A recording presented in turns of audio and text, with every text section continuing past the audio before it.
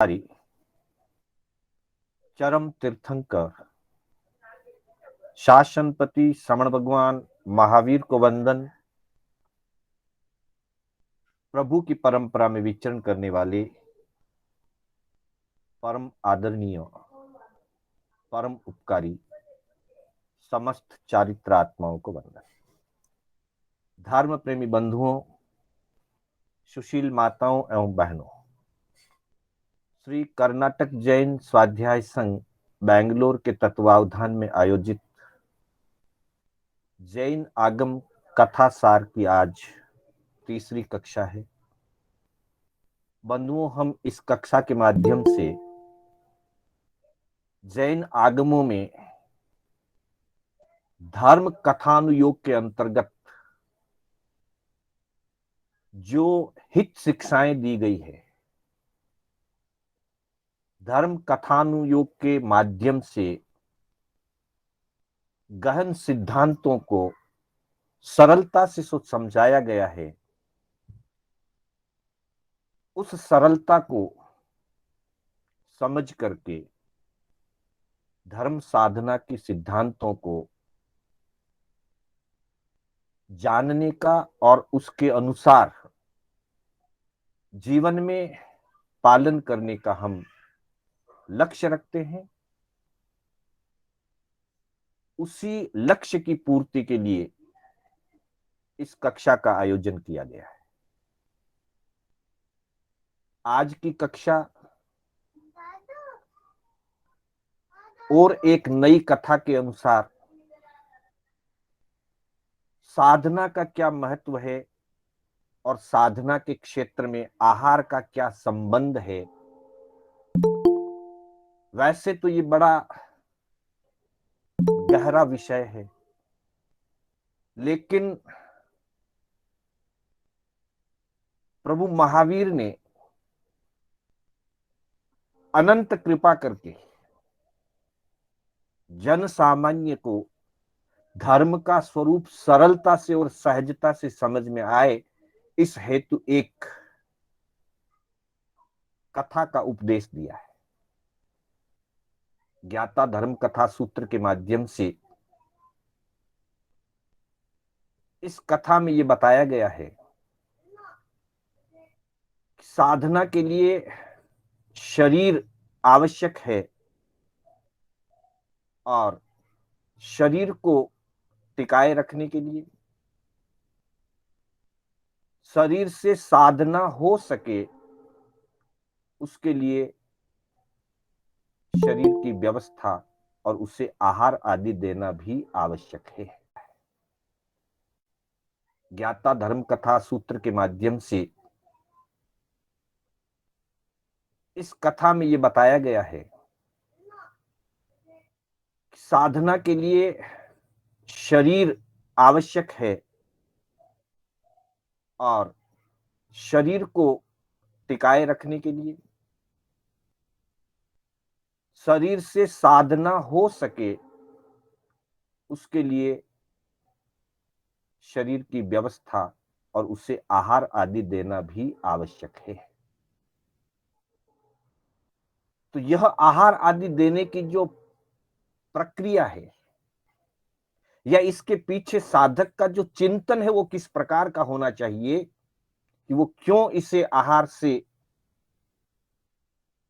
व्यवस्था से, आराम, भोजन, वस्त्र आदि जो इस शरीर की मूलभूत आवश्यकताएं हैं उनकी ये पूर्ति जब करता है तो उसके पीछे उसका चिंतन क्या होना चाहिए, किस चिंतन से वो अपने कर्तव्य का पालन करता है, उसके संदर्भ में ज्ञाता धर्म कथांग सूत्र के पहले सूत्र स्कंद के दूसरे अध्ययन में इसकी चर्चा की गई है।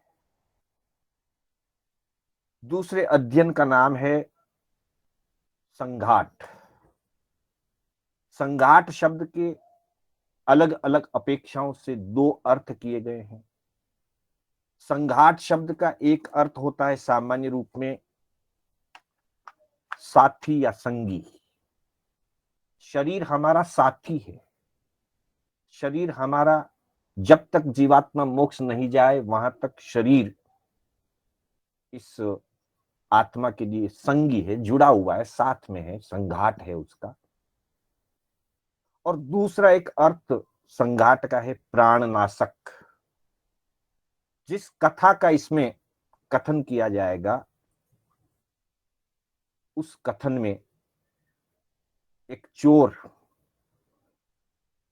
एक बालक के प्राण हरण करता है, एक बालक को मौत के घाट उतार देता है, उसके प्राणों का नाश कर देता है। उस कैरेक्टर को लेकर के यहां ये कथा बताई गई है। तो प्रभु उस कथा को फरमा करके शिक्षा इस रूप में देते हैं कि जहानम जम्बू धन्येनम सत्थवाहेनम नो धम्मोत्तिवा जाव विजयस्स तक्करस्स तओ विपुलाओ असन पाण खाइम साइमाओ संविभागे कए ननत्थ शरीर सारखणठाए एवामेव जम्बू। आर्य सुधर्मा स्वामी जम्बू स्वामी को संबोधित करते हुए फरमाते हैं कि भगवान महावीर ने ज्ञाता धर्म कथांग सूत्र के दूसरे अध्ययन में, संघाट नामक दूसरे अध्ययन में फरमाया है कि एक धन्य नाम का सारथवा, धन्ना सारथवा, वो एक विजय नामक चोर को अपने हिस्से में से, अपने भोजन में से उस चोर को भोजन देता है। क्यों देता है? तो कहा कि वो इसे अपना मित्र समझ करके नहीं देता, पुण्य होगा ऐसा समझ करके भी नहीं देता, मैं कम खाऊंगा इसलिए मेरे तप हो जाएगा, उनोद्री हो जाएगा, ऐसा समझ करके भी नहीं देता। लेकिन उसकी एक विशेष आवश्यकता थी, शरीर व्यवस्था, जो पूरी कथा में हम बात को समझेंगे।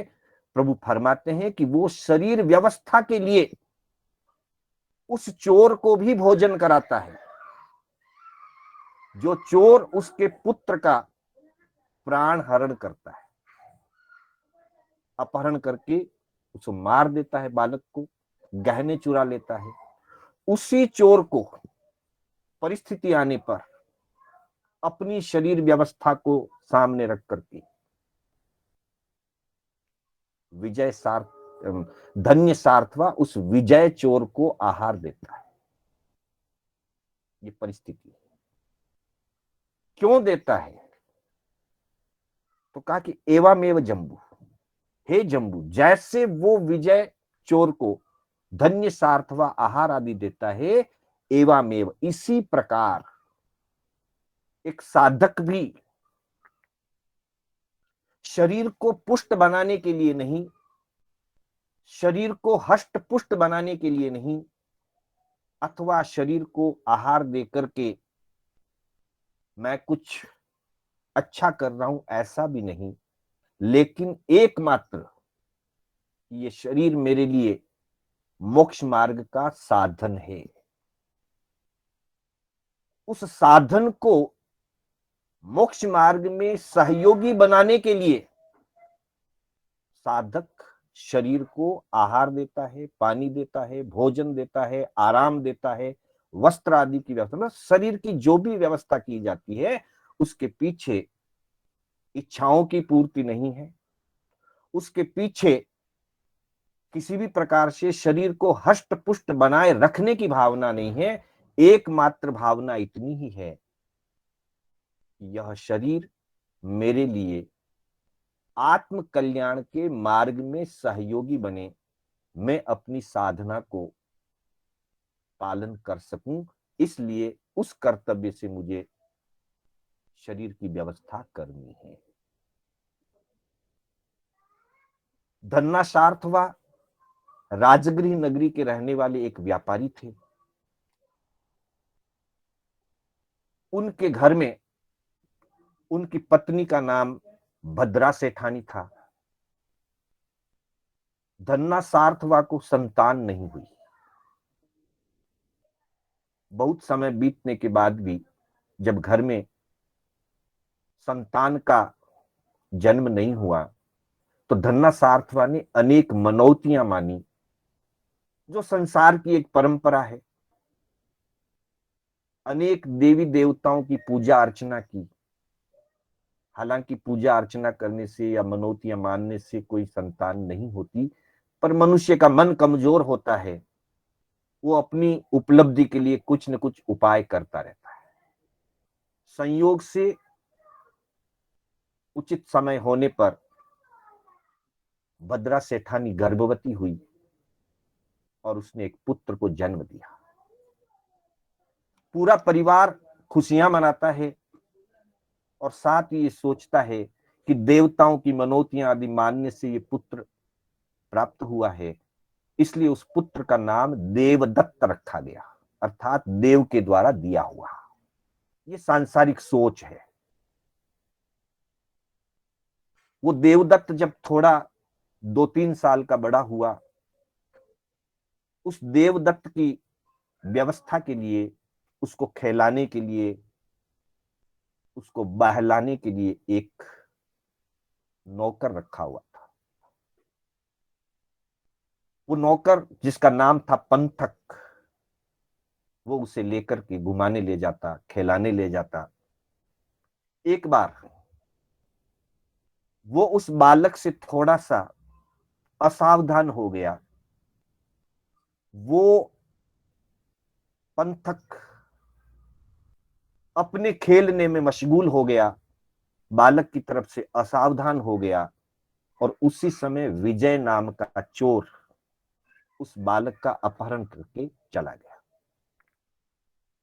चोर का बालक में कोई आकर्षण नहीं था, चोर का आकर्षण था बच्चे के पहने हुए गहने। वो चोर उस बालक को लेकर के जंगल की तरफ गया, सारे गहने उसने निकाल लिए और उस बालक को गला घोट करके मार करके एक अंधे कुएं में फेंक दिया। इधर थोड़ी देर के बाद पंथक को ध्यान में आया कि देवदत्त कहीं दिखाई नहीं दे रहा है। वो भयभीत हुआ, रोने लगा। ढूंढा पर कहीं मिला नहीं, तो फिर वो अपने घर गया, सेठ साहब के घर गया और जाकर के सारी बात बताई कि असावधानी से कहीं बालक खो गया है। धन्य सार्थवा ने ढूंढने का प्रयास किया, पर मिलता कहां से। बालक का तो देहांत हो चुका था और उसके मृत शरीर को कुएं में फेंका जा चुका था। फिर भी राजा के यहां शिकायत की गई। कर्मचारियों ने, सिपाहियों ने ढूंढा, आखिर में उसका मृत शरीर कुएं के अंदर मिला। ढूंढते ढांढते एक दिन उस विजय चोर को भी पकड़ लिया गया और उसे आजीवन कारावास की सजा दी। सेठ बहुत दुखी हुआ, लेकिन अब कुछ पछताने से हो नहीं सकता, इसलिए कहा जाता है कि जीवन में सावधानी जरूरी है। उस पंथक ने थोड़ी सी असावधानी, थोड़ा सा आलस्य, थोड़ा सा प्रमाद, अपने कर्तव्य में थोड़ा सा प्रमाद किया और एक बालक अपने प्राणों से हाथ धो बैठा। इसलिए भगवान बार बार फरमाते हैं कि प्रमाद ना करें। इस कथा से प्रमाद के त्याग की भी शिक्षा मिलती है। समय बीतता गया। एक बार धन्ना सेठ से, इस धन्य सार्थवा से कोई छोटी सी चूक हो गई, व्यापार में थोड़ी सी गलती हो गई, टैक्स संबंधी कोई मामला गलत हो गया और कुछ लोगों ने शिकायत कर दी। तो धन्य सार्थवा के ऊपर भी सभा में मुकदमा चला और उसको भी 6 महीने की, क्योंकि छोटी सी गलती थी, चूक थी। चूक छोटी हो या बड़ी हो, अपराध अपराध है। हमेशा गलत मार्ग से बचना चाहिए। लेकिन धन्य सार्थवा से गलती हो गई उनको 6 महीने की कारावास का दंड दिया गया। संयोग ये बना कि जिस बेड़ी में विजय चोर को, जो धन्य सारथवा के पुत्र का हत्यारा था, उस विजय चोर को जिस बेड़ी से बांध करके रखा गया था, संयोग से आज धन्य सारथवा एक छोटी सी गलती के कारण उसी बेड़ी में बंद करके रहा। सिपाहियों ने उसी बेड़ी के साथ उसको बांध दिया। हालांकि धन्य सारथवा का अपराध कोई बहुत अधिक बड़ा नहीं था, इसलिए उनको कुछ सुविधाएं थी कि भोजन आपके घर से आ सकता है और घर से आए हुए भोजन को आप कर सकते हैं। तो सेठानी हमेशा भोजन भेजने की बात व्यवस्था में लगती है और भोजन भेजा गया। सेठ ने भोजन किया, साथ में बंधे हुए चोर ने कहा मुझे भी भोजन करवाइए। सेठ ने कहा कि नहीं, तुम मेरे पुत्र के हत्यारे हो, मैं तुम्हें भोजन नहीं कराऊंगा। 2-3 बार कहने पर भी उसने भोजन नहीं कराया। नौकर भोजन करा करके वापिस चला गया। शाम के समय सेठ को लघु शंका और दीर्घ शंका के विसर्जन की आवश्यकता महसूस हुई। अब बेड़ी में दोनों साथ बंधे हुए हैं, विजय चोर और धन्य सारथवा दोनों एक बेड़ी में बंधे हुए हैं। सेठ ने कहा मुझे विसर्जन के लिए जाना है, लघु शंका बड़ी नीत के लिए जाना है, तुम मेरे साथ चलो। विजय चोर ने कह दिया मैं नहीं चलूंगा। जब आप भोजन कर रहे थे, अच्छा अच्छा स्वादिष्ट पदार्थ खा रहे थे, मैंने आपसे भोजन मांगा, आपने भोजन नहीं दिया। अब आप मेरा सहयोग चाहते हो, मैं आपको सहयोग नहीं दूंगा। आखिर इस विकट स्थिति में सेठ को यह स्वीकार करना पड़ा कि तुम चलो, कल से जो भोजन आएगा मैं तुम्हें उस भोजन में से भोजन दूंगा। यह प्रतिज्ञा करने के बाद विजय चोर उसका सहयोगी बनता है। तो यहां सेठ ने जो भोजन दिया वो एक व्यवस्था के नाते। अगले दिन वापस भोजन आया, नौकर भोजन लेकर के आता, सेठ भोजन करे तब तक वो बैठा रहता। नौकर ने देखा कि आज सेठ जी उस चोर को भी भोजन करा रहे हैं जो चोर हमारे सेठ साहब के कंवर साहब को उठा करके ले गया, अपहरण किया, गहने चुराए और मार करके फेंक दिया। उसने घर आकर के सेठानी से बताया कि सेठानी जी, सेठ ऐसा काम कर रहे हैं, आप सेठ जी के लिए भोजन भेजते हो और सेठ जी उस चोर को भोजन करा रहे हैं जो चोर हमारे कुंवर का हत्यारा है। सेठानी को ये बात बहुत बुरी लगी। समय बीतने पर सजा का काल पूरा हुआ, सेठ वापिस घर आया। बाकी सारे लोगों ने स्वागत किया पर सेठानी को अच्छा नहीं लगा।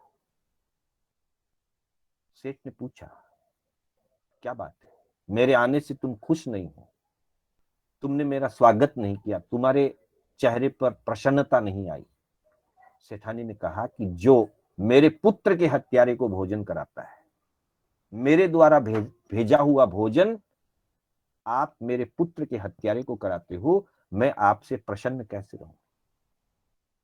तब सेठ ने अपनी सारी व्यथा कही कि वो मेरी मजबूरी थी, मैं चाह करके उसे भोजन नहीं कराता, मैं उसे मित्र मान करके भोजन नहीं करा रहा था, पर मेरी मजबूरी थी, शरीर व्यवस्था के लिए मुझे उसका सहयोग चाहिए था, इसलिए मुझे भोजन करवाना पड़ा। अन्यथा शारीरिक क्रिया निवृत्ति के लिए वो मेरा सहयोग नहीं देता। सेठानी ने भी बात को समझी और उसको स्वीकार कर लिया। आगे चल करके सेठ धर्मघोष आचार्य के पास दीक्षित हो जाते हैं। अनेक वर्षों का संयम पाल करके 1 महीने की संलेखना संथारा के साथ पहले देवलोक में देव रूप से जन्म लेते हैं। 4 पल्योपम की आयुष्य में वो देव बनते हैं और अगला आयुष्य पूरा करके वो महाविदेह क्षेत्र में जन्म लेंगे, संयम का पालन करके मोक्ष प्राप्त करेंगे। दूसरी तरफ जो चोर था, स्वाभाविक चोर था, पैसे से ही चोर था, वो विजय चोर आजीवन कारावास में रहता हुआ, दुख भोगता हुआ, कष्ट पीड़ा उठाता हुआ जीवन पूरा करके नरक में जाता है।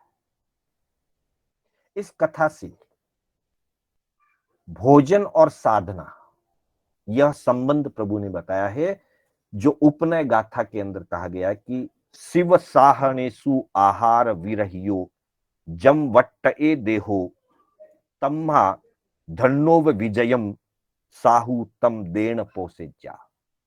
शिव साहनेसु, शिव यानी मोक्ष, मोक्ष का जो साधन है वो साधन है शरीर, क्योंकि शरीर खलु धर्म साधनम, शरीर के बिना धर्म साधना नहीं हो सकती, शरीर के बिना ज्ञान दर्शन चारित्र और तप की आराधना नहीं हो सकती, मुक्ति के मार्ग पर कदम आगे नहीं बढ़ाए जा सकते। ये शरीर, विशेष करके मनुष्य का शरीर, औदारिक शरीर, मोक्ष का साधन है।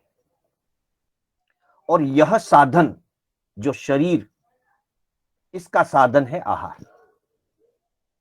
आहार विरहियो, आहार के बिना, भोजन के बिना हमारा शरीर मोक्ष की यात्रा में सुचारू रूप से, ज्ञान दर्शन चारित्र की आराधना में सुचारू रूप से वर्तन नहीं कर सकता। अर्थात भोजन अगर इसको नहीं मिलेगा, खुराक इसको नहीं मिलेगी, भाड़ा इसको नहीं मिलेगा, तो यह मोक्ष मार्ग की आराधना साधना में हमारे लिए सहयोगी नहीं बन सकता। इसलिए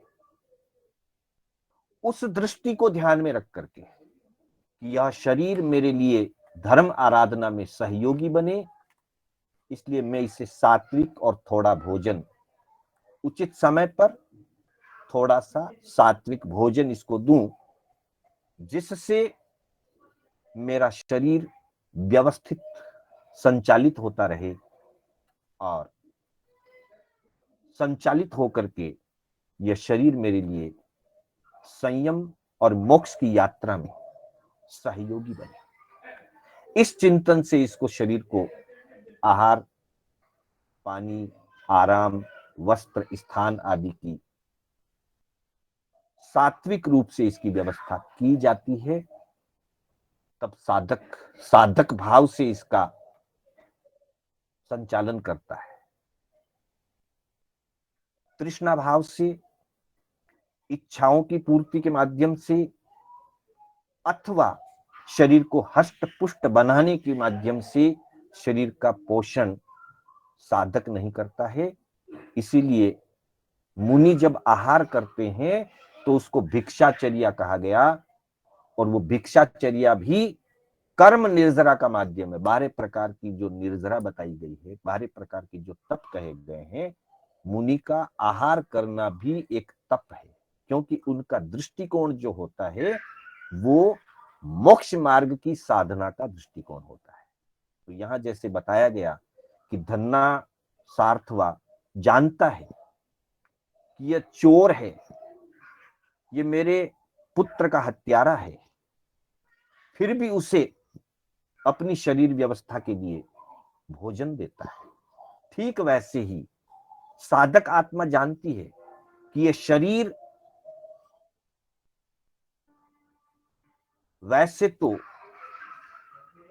यह सताने वाला ही है, शरीर परेशान ही करता है, शरीर कष्ट ही पैदा करता है, तकलीफ ही पैदा करता है, लेकिन चूंकि अगर मोक्ष मार्ग की तरफ मुझे बढ़ना है तो माध्यम भी यही है, इसलिए मुझे इसे आहार देना है।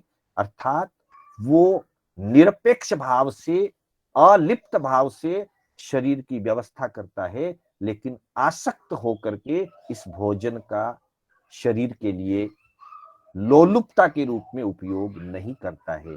तो बंधुओं, इस कथा से, ज्ञाता धर्म कथा के दूसरे अध्ययन की जो एक कथा है, इस कथा से प्रभु ने हमें ये संकेत दिया है कि साधना के मार्ग में आगे बढ़ने के लिए जो मूलभूत साधन है शरीर, उस शरीर का अनासक्त भाव से, अलिप्त भाव से, कर्तव्य बुद्धि से सात्विक भोजन आदि दे करके इसको वहां तक टिकाए रखना है जहां तक ये हमारे साधना में सहयोगी बनता है। जब ये साधना में सहयोगी बनने योग्य ना रहे, तब संलेखना संथारा धारण करके समाधि मरण को प्राप्त करके आराधक बनते हुए अपनी आत्मा को उज्जवल बनाना है। इन्हीं भावनाओं के साथ मैं अपने शब्दों को विराम देना चाहूंगा। मेरे बोलने में कोई स्खलना हुई हो या जिनाज्ञा विपरीत कथन हुआ हो तो उसके लिए बारंबार मिच्छामि दुक्कडम। मंगल पाठ के साथ हमारी कक्षा विराम लेगी। आप सभी का मैं हार्दिक आभार मानते हुए गुरुदेव की आज्ञा से चत्तारि मंगलम अरिहंता मंगलम सिद्धा मंगलम साहू मंगलम केवली पनत्तो धम्मो मंगलम चत्तारि लोगुत्तमा अरिहंता लोगुत्तमा सिद्धा लोगुत्तमा साहू लोगुत्तमा केवली पनत्तो धम्मो लोगुत्तमो चत्तारि शरणं पवज्जामि अरिहन्ते शरणं पवज्जामि सिद्धे शरणं पवज्जामि साहू शरणं पवज्जामि केवली पनत्तम धम्मम शरणं पवज्जामि। अरिहंतों का शरणा, सिद्धों का शरणा, साधु जी का शरणा, केवली परुपित दया धर्म का शरणा। चार शरणा दुर्गति हरना और न शरणा कोई, जो भव्य प्राणी आदरे तो अक्षय अमर पद होय। श्रवण भगवान महावीर स्वामी की जय। समस्त चारित्रात्माओं की जय। आप सभी से सादर जय जिनेन्द्र।